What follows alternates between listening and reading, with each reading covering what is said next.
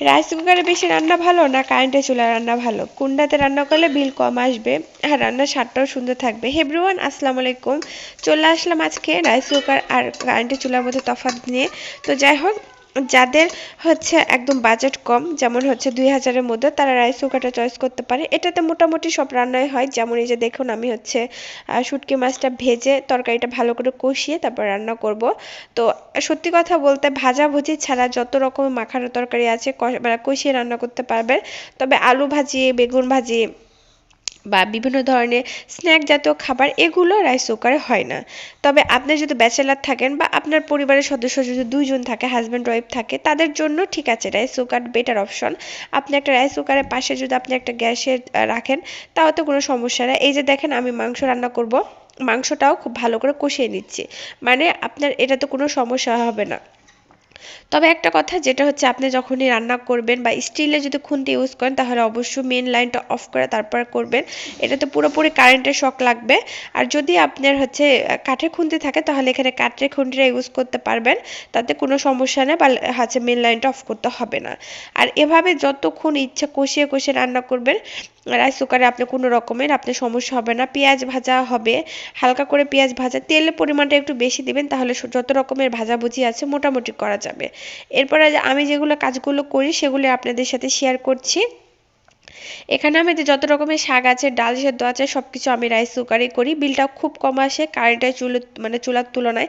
আপনি একটা তরকারি যদি রান্না করেন, বিশেষ করে কারেন্টের চুলায়, আপনার হচ্ছে বিল 1 ইউনিট অবশ্যই উঠবে, মাস্ট বি উঠবে। আর যদি আপনি রাইস কুকারে যদি আপনি কোনো তরকারি বা হচ্ছে কোনো কিছু সেদ্ধ টেদ্ধ করেন, তাহলে আপনি 1/2 ইউনিট উঠবে। ভাত রান্না করতে গেলেও 0.50 পয়েন্ট ওঠে। আর যদি আপনি কোনো তরকারিও রান্না করেন, তাহলে 0.50 পয়েন্টের কমও উঠতে পারে। মানে হচ্ছে খুবই পরিমাণে কম ওঠে রাইস কুকারে।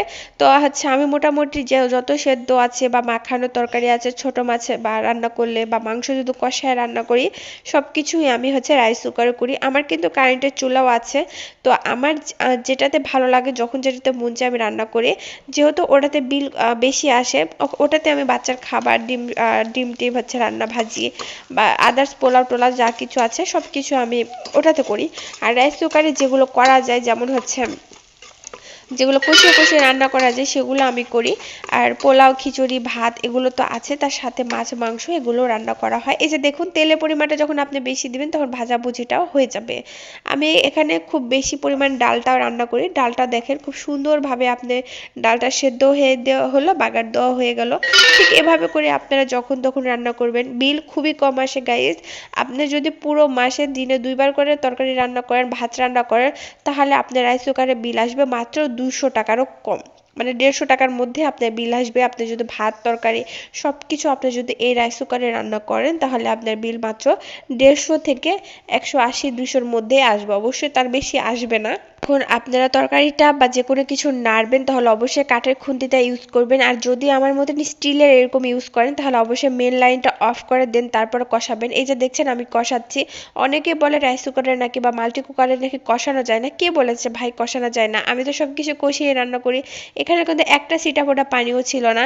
আমি যে কষাইতেছি, অল্প করে এখন পানি দিব, দিয়ে এখন রান্না করব।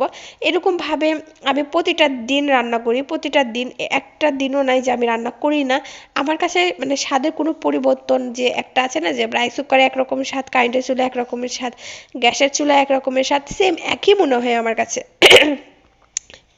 শুধু আমার কাছে মনে হয় যে মাটির চুলার রান্নাটা একটু টেস্ট পরিমাণ বেশি হয়। যদি আপনার মশলাটা ঠিক মতন কষাতে পারেন, তাহলে আপনার টেস্টের কোনো রকম আপনার ইয়া হবে না, মানে পরিবর্তন আসবে না। এই যে দেখুন, মানে কোনো অংশে দেখে মনে হচ্ছে যে এটা ফ্যাসফ্যাসে তরকারি হবে, খেতে ভালো লাগবে না, কোনো রকমভাবে কিচ্ছু না।